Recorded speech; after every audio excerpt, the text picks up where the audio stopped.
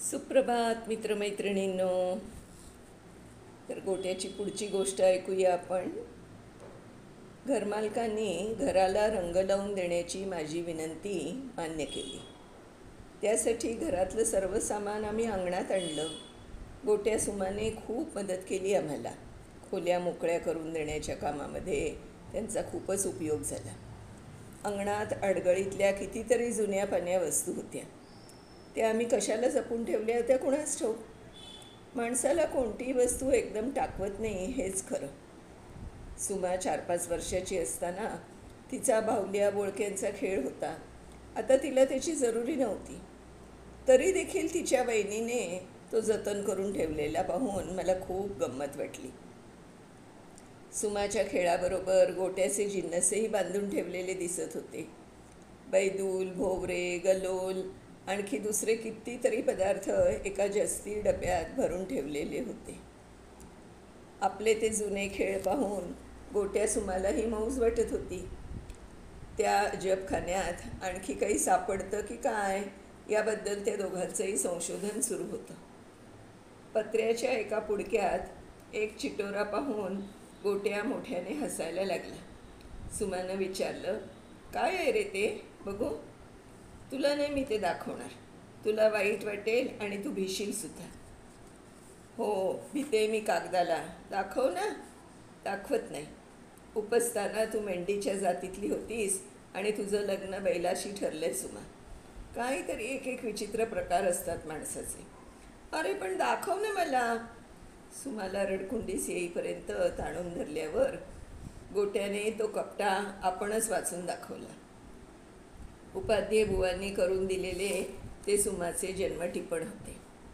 त्यात जन्मकुंडलीत मेष राशी असं लिहिलं होतं आणि लग्नकुंडलीत वृषभ राशी लिहिली होती. मेंढ्या बैलाशी असलेलं सुमाचं नातं आमच्या आजपर्यंत लक्षातच आलं नव्हतं. पण गोट्याने ते दाखवून दिलं आणि त्यावर त्याने शीघ्र कवित्वही केलं.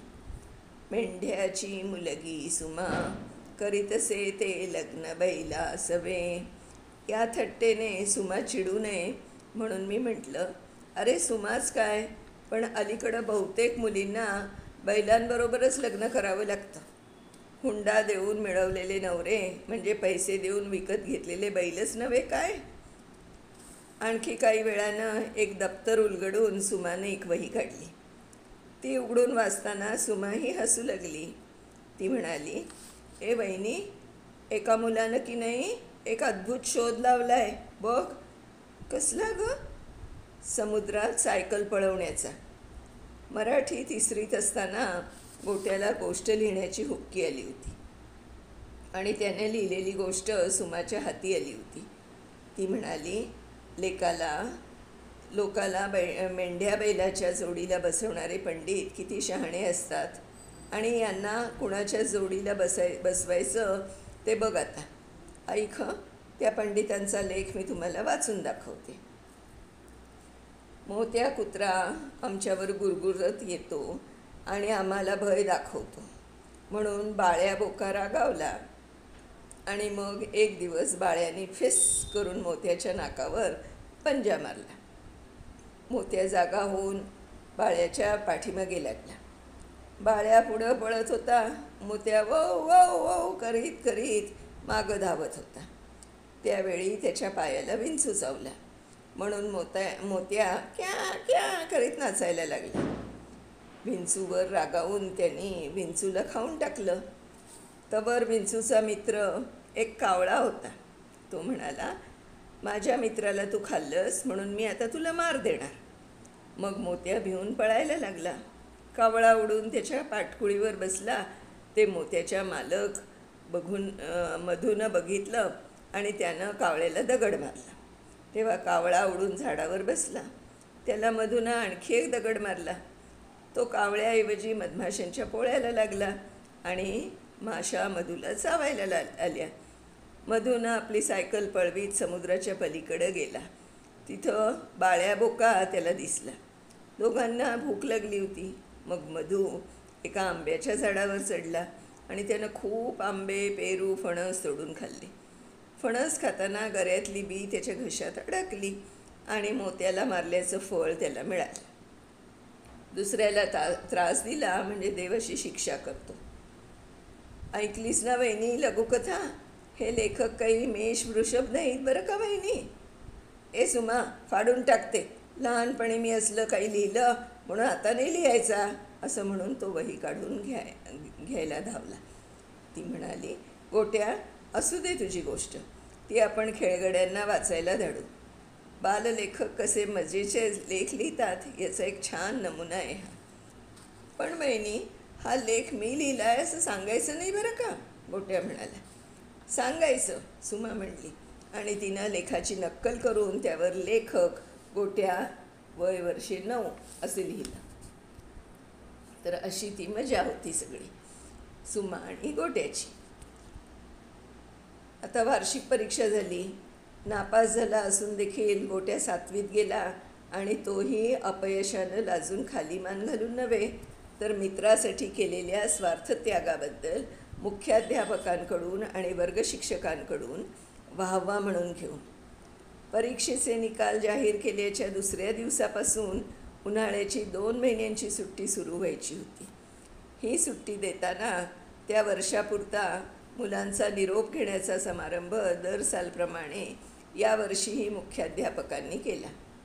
शाळेच्या सभागृहात विद्यार्थी आणि शिक्षक मंडळी जमली आणि मुख्याध्यापकांनी भाषण केलं. त्याचा सारांश असा: उद्यापासून सुट्टी मिळणार म्हणून सर्वांच्या मुद्रेत आनंद चमकू लागलेला स्पष्ट दिसतोय. उद्यापासून लवकर उठायला नको, अभ्यास करा म्हणून वडील मंडळींची दटावणी ऐकून घ्यायला नको, अभ्यास न केल्याबद्दल मास्तरांची बोलणी ऐकून घ्यायला नकोत, उशीर होईल म्हणून भरल्या पोटानं उन्हातून धावत शाळेत जायला नको आणि शाळेच्या भयानं रस्त्यावर चाललेला जादूचा खेळ पाहण्याचा मोह आवरून शाळेच्या नावानं चरफडायला पण नको. थोडक्यात सांगायचं म्हणजे उद्यापासून 2 महिने तुम्हाला कसल्याही बंधनात राहायला नको. हवं तेव्हा उठावं, हवं तितकं खेळावं, हवं तितकं भटकावं, काय पाहिजे ते करावं, अशी मोकळीक आपल्याला मिळणार. या आनंदात यावेळी तुम्ही गर्क आहात आणि आता सुट्टीबद्दल तुमच्या मनात उत्पन्न झालेला आनंद सुट्टी संपेपर्यंत टिकून राहावा अशी माझी इच्छा आहे. पण तुमचा आताचा आनंद आणखी आठवडाभर तरी टिकून राहील की नाही याची मला शंकाच वाटते. कारण वर्षभर बंधनात अडकून पडल्यामुळं मन मानेल त्याप्रमाणे खाण्यापिण्यात आणि खेळण्या फिरण्यात गंमत वाटली तरी थोड्याच वेळात या गोष्टीचा तुम्हाला कंटाळा येईल. भूक लागल्यावर लाडू चिवड्याच्या आठवणीनं तोंडाला पाणी सुटतं. पण अष्टप्रहर लाडू चिवड्याचे डबे तुमच्या पुढे मांडून ठेवले तर त्याची तुम्हाला शिसारीच येईल. तुमची ही लांब मुदतीची सुट्टीही तुम्हाला अशीच कंटाळवणी होईल. यासाठी या सुट्टीत अन्य प्रकारानं मौज उत्पन्न करण्याचा तुम्ही प्रयत्न केला पाहिजे. मौजेचं मुख्य साधन म्हणजे नवीनपणा. काही ना काही नवं करायचं. आपल्या दिनचर्येत तोचतोपणा येऊ द्यायचा नाही. एवढी एक गोष्ट तुम्हाला साधली की तुमची ही सुट्टी आनंददायक झाली हे लक्षात ठेवा. नवं काहीतरी करायचं असं मी म्हटलं त्याचा भलताच अर्थ करू नका. कालपर्यंत आपण कधी केल्या नव्हत्या अशा खोड्या करायच्या असा याचा अर्थ नव्हे. ज्यामुळे त्यावेळच्या त्यावेळी तर मजा वाटेलच, पण त्यापासून चिरकाल उपयोगी पडणारी एखादी गोष्ट आपल्यास साध्य होईल असं काहीतरी तुम्ही करीत राहिलं पाहिजे. सफरी काढून सृष्टी निरीक्षण करणं, सायकल मोटार चालवायला शिकणं, घोड्यावर बसायचं सराव, कपडे बेतणं आणि शिवणं, स्वयंपाक करणं इत्यादी कितीतरी गोष्टी अशा आहेत की त्या प्रत्येक माणसाला अवश्य याव्या. यापैकी एखादी गोष्ट तरी प्रत्येकानं या सुट्टीत अवश्य शिकावी. मुख्याध्यापकांनी उपदेश केला. मुलांनीही तो ऐकला, पण तो आपण आपल्या आचरणात आणला पाहिजे अशी उत्कंठा त्यापैकी कुणालाच वाटली नाही. दर साली होणारी ही गोष्ट आहे, ती ऐकायची आणि विसरून जायची अशी सर्व मुलांची समजूत. मुख्याध्यापकांचं भाषण संपतं केव्हा आणि आपण या कोंडवाड्यातून निसटतो केव्हा ही घाई सर्वांना झालेली. मुलं घरी गेली आणि नेहमीप्रमाणे कसल्या तरी टिवल्या भावल्या करण्यात त्यांचा काळ संपू लागला.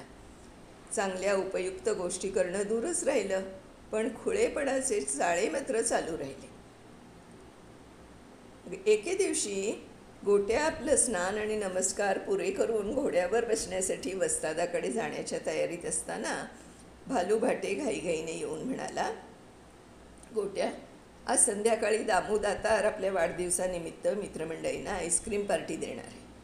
बरोबर 4:30 वाजता तू आणि सुमा त्याच्या घरी या. तोच तुला सांगायला येणार होता, पण गडबडीमुळे आला नाही. अवश्य ये, नाहीतर मी तुम्हाला निरोप कळवला नाही असं त्याला वाटेल. पण गोट्यानं आईस्क्रीम पार्टीकडे लक्ष दिलं नाही.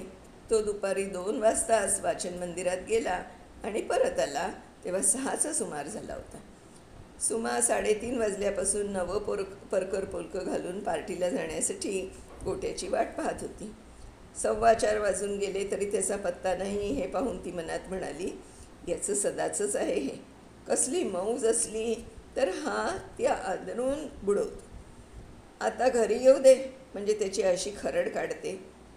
पण गोट्याला परत येण्यास जससा वेळ लागू लागला तसतशी त्याची खरड काढण्याची कल्पना नाहीशी होऊन त्याला काही लागलं बिगलं तर नसेल ना, आणि त्यामुळे त्याला घरी येता आलं नसेल ना, अशा काळजीनं तिचं मन व्यापून टाकलं. आणि जेव्हा गोट्या नेहमीसारखा हसत खेळत घरी आला तेव्हा ती आनंदाने उद्गारली, कुठे होतास रे इतका वेळ? तुला मूर्खांचा बाजार दाखवण्याची तयारी करत होतो. मूर्खांचा बाजार? कुठे भरलाय तो? इथंच भरेल आता एवढ्यातच. सुमा विस्मयाने त्याच्याकडे पाहत राहिली. आणि थोड्याच वेळात पुढे काय झालंय ते आपण आता पुढच्या भागात बघूया. मैत्रिणींनो, बघूया काय आता ती मूर्खांचा बाजार तिथे कसा भरणार आहे तो. तोपर्यंत बाय बाय.